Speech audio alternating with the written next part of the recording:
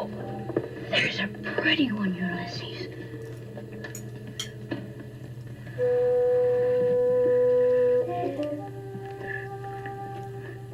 There it is. Hello BookTube, I'm Sean the Bookmaniac. Welcome back to my channel. Here I am with a Friday Reads outdoors. It's just after 7 a.m. on Friday morning. And it's a little nippy, but I'm awake now. And while the temperature may warm up in an hour or two, I will probably be very sleepy by then. So here we go. And maybe I'll be uncharacteristically brief. Don't hold your breath. I've had a fabulous reading week. Thank you for all of your concern and get well wishes. My gout is, well, today 90% better. Yesterday it was 98% better, and it's hovering around there, so I'm able to walk at virtually normal speed, which was never very fast to begin with. And the pain is, like I say, 90% less than what it was a week ago. Doing well, and so yeah, I'm out walking and making videos outside and reading up a storm, so got lots to tell you. I do have one Beate to tell you about. I kind of predicted this. Mary Costello's novel, The River Capture. This was a buddy read with Irish Jackie. She finished it. She liked it quite a bit better than me. Then she likes me quite a bit better than I did. 2019 novel. And frankly, I got quite sick of the earnestness and well-meaning sincerity of this novel. I liked the main character a lot. He was a sensitive, artistic, dreamer guy. He had an interesting sexuality, and he was at a kind of in-between place in his life, camping out, basically living at his parents' farm, his dead parents' farm, wondering what to do next, thinking back on his life. And so that was quite ruminative and pretty interesting. I learned about this geographical sort of aquatic thing, the river capture, where a river changes course. I'm probably not even remembering it now. It's been over a week since I read about it. I was interested in it. I don't know if I've retained what I read, and that was being used as a metaphor because there's a river that goes by, the Sulaine River that goes by their farm, and it actually kind of does a weird dipsy doodle thing, changes course or something. Sorry, I don't have a brain for natural things. I'm getting more and more interested in them, but not necessarily, I don't remember. Somebody might explain it in a comment. But I got so sick of... He started dating someone, and their conversations were just so... John Bradshaw, Oprah Winfrey, processing their feelings, sharing their psychological heroes' journeys with each other, and I'm not here for that. I'm sorry. The only other person that he really talked to on a regular basis was an aunt who was telling him family secrets, pages of talky dialogue. I don't like it when a lot of the backstory of a novel gets represented in long dialogue. It usually is a turn-off. It ended up being a turn-off, but really it was the counselor-like dialogue between him and his new girlfriend that just, I couldn't hack it at all, so I bailed. I got about 100 pages into it before I did that.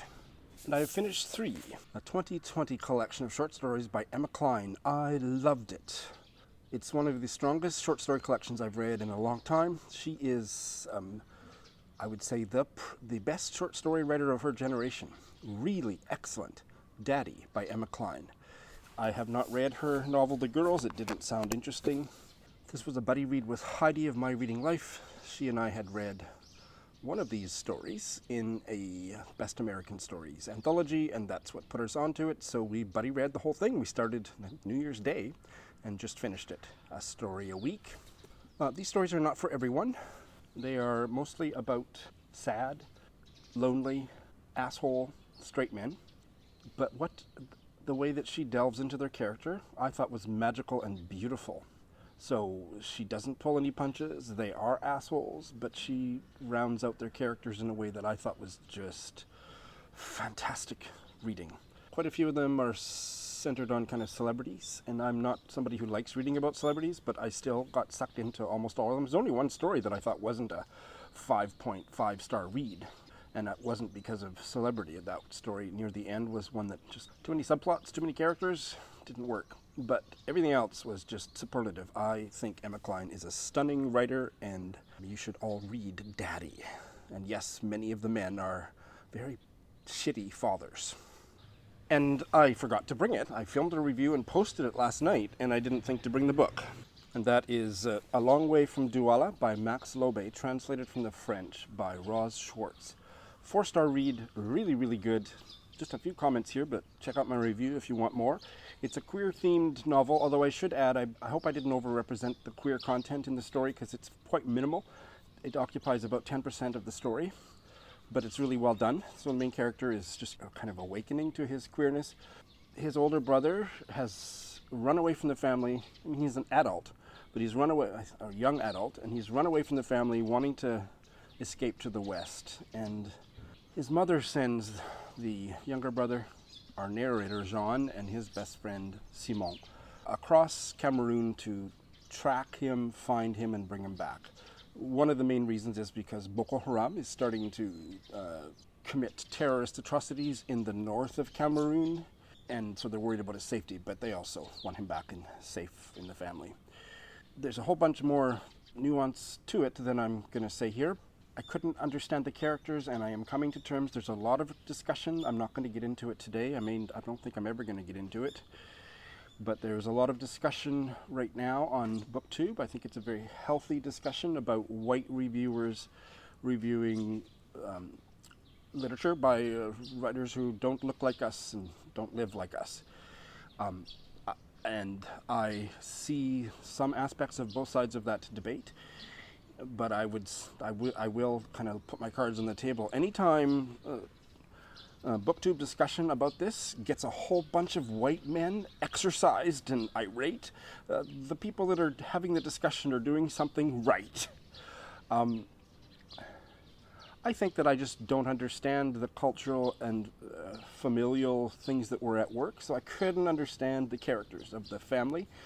And they had very shouty, conflictual relationships that just, for me, as a Westerner, I couldn't make head nor tail of, but I was absolutely absorbed by the story. So, I think you should check it out, and if you want more, I read an excerpt from the novel in my review. I'll put a link to that in the show notes, obviously. And about 40 minutes ago, I finished this memoir by Beate Sirota Gordon, The Only Woman in the Room, a memoir of Japan, human rights, and the arts. This is the revised edition. The original memoir was published in 1997, and then this is the revised 2014 edition published after Sirota Gordon's death in 2012. Just fascinating. It's one of the best memoirs I've ever read. I'm not a big memoir reader. I just loved everything about this. I'm going to do a full review. So she, at the very tender age of 22, for lots of fascinating biographical reasons, she found herself on staff for the American occupation forces in Japan post-World War II, and she was involved in drafting the new constitution that the occupying force imposed on the country. She specifically wrote the human rights and women's rights sections of the Constitution. I didn't know until I got to the very end of this book that she didn't go public with the fact that she was the author of those clauses until this book came out, the first edition in, what did I say, 1997? Because she thought that the forces that she was up against and that were still so socially conservative and misogynist in Japan, if they realized a 22-year-old had drafted those clauses, that might give them an excuse to expunge them somehow. So she kept it a big secret. Now, I have to read more on that because that was a shock to me. John Dower's fabulous history of post-war Japan, Embracing Defeat, talks a lot about it, and I don't remember when that was published. So anyway, he has written a foreword to this. I actually realized I didn't go back and read the foreword. I think I will, because I like his scholarship. Anyway, what a fascinating life. I'm going to do a full review. What I'm left with, and what isn't addressed at all in this memoir, is the colonialist stuff around occupying force, drafting a constitution, creating a constitution, and imposing it on a country. I would like to hear some discussion of that before I kind of make up my mind about it. And I also, having lived in Japan for almost a dozen years, next month I think it'll be a dozen years, I'm not sure that those human rights clauses in the Constitution have done very much, because boy, women have a shitty life here compared to the West, despite the fact that the Constitution was more enlightened and progressive on human rights than even the U.S. Constitution is today. the plight, the situation of women here is shit. I will put a link to my review of Miyako Kawakami's recent novel, Breasts and Eggs, in which I talk more about that.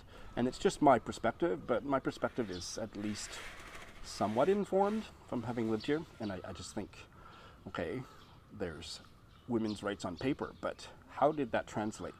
There is a symposium or something that's happening on Facebook Live next week.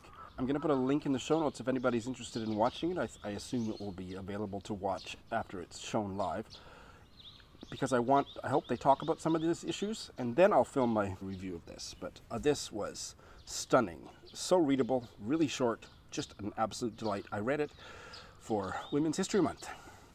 Okay, the sun is peeking out, and it's making this side of my head disappear, but I guess that's not very important. I just counted. I haven't counted how many I'm reading. That's just going to be a number that I don't want to know anytime soon. But this week I've started 6 books. Oh my God.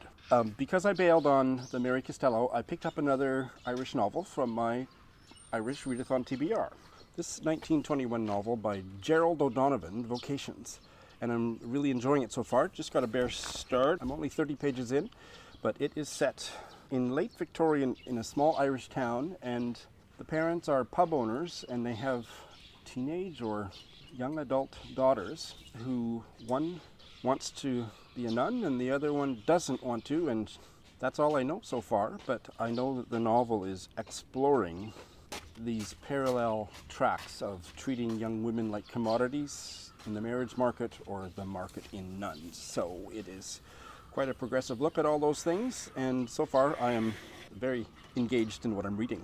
I'm also 30 pages into this novel, Tea is So Intoxicating by Mary Essex, which is part of this new British Library Women Writers series, and I'm enjoying it. I think the writing is nothing special, but it's got a wit and a vitality to it, and it's told with a lot of humor.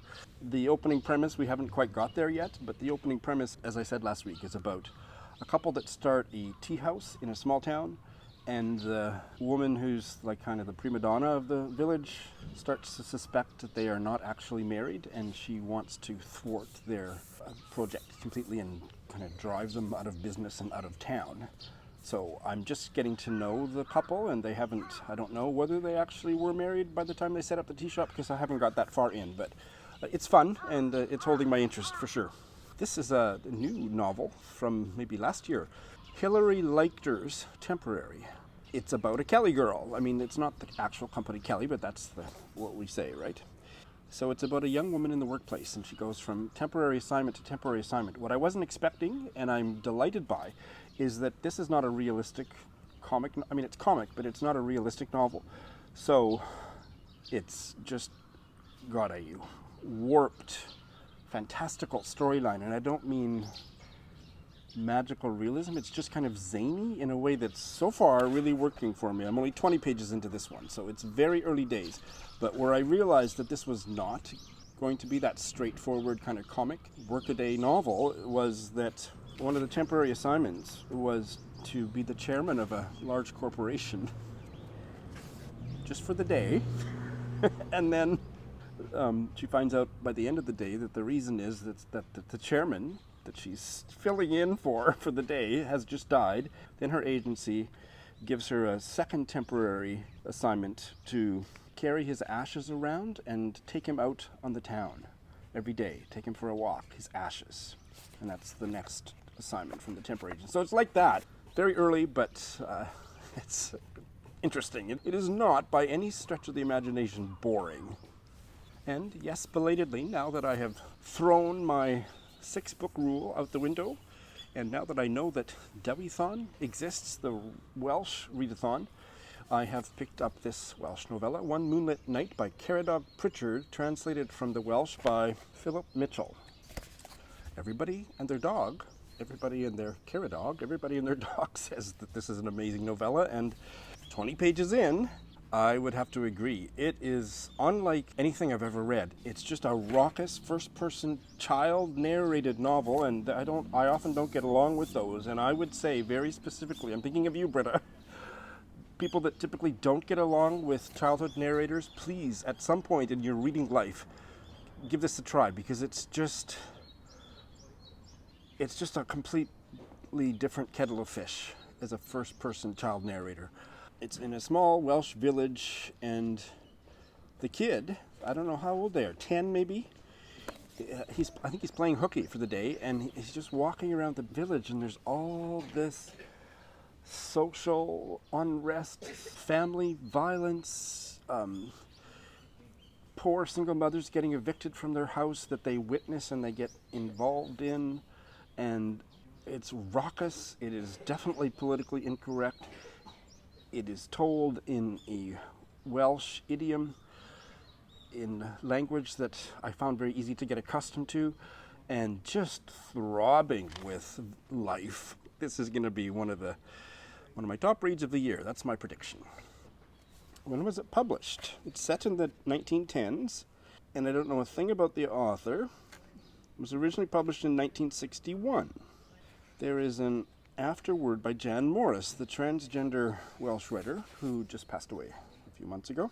According to her afterword, which I'm just skimming now, I haven't read it, Prichard was born in 1904 in a traditional village in the mountains, and he has set this story there. That town was Bethesda in Carnarvonshire. I'm sure there's a pronunciation there that I don't know how to say it. It is just stunning. And finally, on Scribd, on ebook, I have started the Libyan novella Under the Tripoli Sky by Kamal Ben Hameda, translated from the Arabic by Adriana Hunter. I just started it yesterday.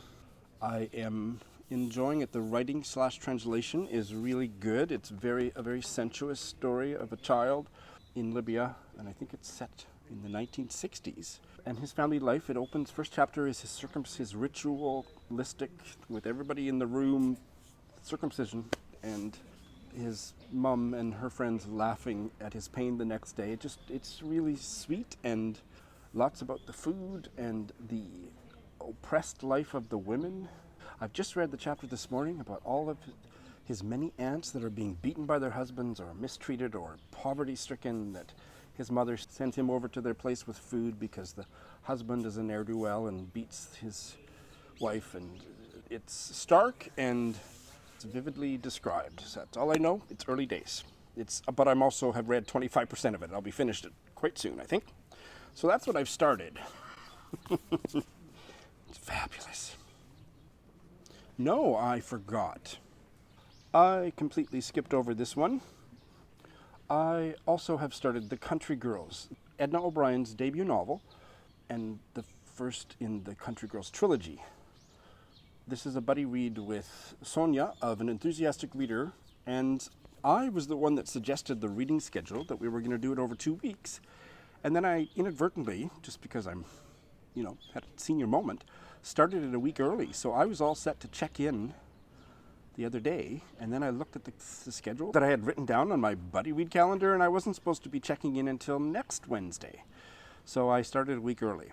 So I checked in last week and said, Sonia, don't feel any pressure to start early. I mistakenly started early. So I'm going to put it on the shelf and read the second half of the novel starting next week. But I absolutely loved the first half of this novel, published around 1960. She's so good. I love what I've read so far, and I love the short story collection, A Fanatic Heart. I think she's going on my short list of very most favorite authors. I'm not interested in her later stuff, even though I hear it's good, but the novels that aren't set in Ireland don't appeal to me. I'll get to them eventually, but oh boy, this novel about a young girl, poor Irish girl, she's 14, in a poor village with a screwed up family and a horrible best friend, and it's just so alive with drama and yearning, and it's going to be very soon get very sexual, I am expecting. It's certainly veering in that direction. She's now gone to the convent school, and every night in the stairwell she's necking with one of the older girls, and it's Edna O'Brien. I mean, she's the bee's knees. What would be the Irish expression that would be equivalent to the bee's knees? Somebody will tell me, but it's just incredibly exhilarating to read Edna O'Brien's stories. She's just fabulous. She turned 90 a few weeks ago. There is an audiobook that she narrates, and I'm not using it. I would listen to it later on as a repeat because that would be an incredible experience. Just, you can Google and find Edna O'Brien interviewed. There's 1,000 interviews at various points of her life on YouTube. She is worth checking out. So those are what I've started.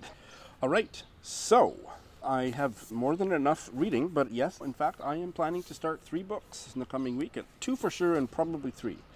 I am going to start the 2 remaining books that I definitely wanted to get to for the Irish Readathon, and I have been really looking forward to getting to them, and it is time. One is the novella Oona by Alice Lyons. That's the one where it's written with one letter of the alphabet missing. I think it's the letter O. And it just got rave reviews from Ronan Hession and Covery Madavan in that Irish Lit chat that I had with them. I'd already downloaded it on Kindle. Couldn't get a paper copy affordably here to Japan, but I could get an affordable e-copy.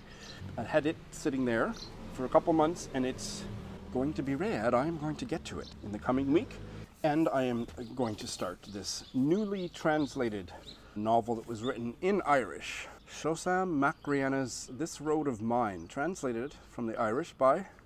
Okay, I've just found, and I'm going to put a link into the digital launch of this book, and I don't trust myself to remember it. So I'm going to put it right on here, and I didn't even try to pronounce the translator's name, and I'm glad I didn't, because, boy, listen to this. Hello, everybody, and welcome to the launch of This Road of Mine by Seosamh Grianna and translated by Micheál O'Hay. The translator's name, I'll put the spelling here, and this is how it's pronounced. Oh my goodness.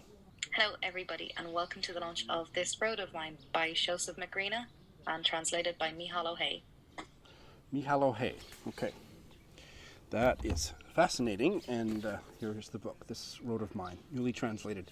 Originally published, I think, in the 60s. No, originally published in 1940. And I'm going to start it. I talked about quite a bit on my Irish Readathon TBR. I won't repeat what I said there because I actually don't remember what I said, but I'm looking forward to diving in. And if you're interested in the book, check out the digital book launch. I haven't watched it yet. It's a conversation between the translator and the author. No, the author's dead, but it's the translator is featured. It's in English, or maybe translated with subtitles. I'm not sure, but if you're interested, check out that link. Oh, and the other one that I'm probably going to start is the graphic history book, graphic biography, Red Rosa. Britta read it. It was her first book of 2021, I believe, and I found out that I can get it in PDF format on Scribd, so I've loaded it up on my Kindle reader, and I'm going to read it. So yes, the full title is Red Rosa, a graphic biography of Rosa Luxemburg by Kate Evans. And it is the story of the philosopher, economist, publisher, writer, organizer, political leader, and martyr, Rosa Luxemburg, who I studied stuff about her as an undergrad history major. Don't remember anything. It's Women's History Month. This will be an easy read in terms of it won't take a lot of time, but I'm very curious about it. Britta absolutely loved it, and she's not a big reader of graphic books, nor am I, but I am going to start that in the coming week as well. Thanks for watching.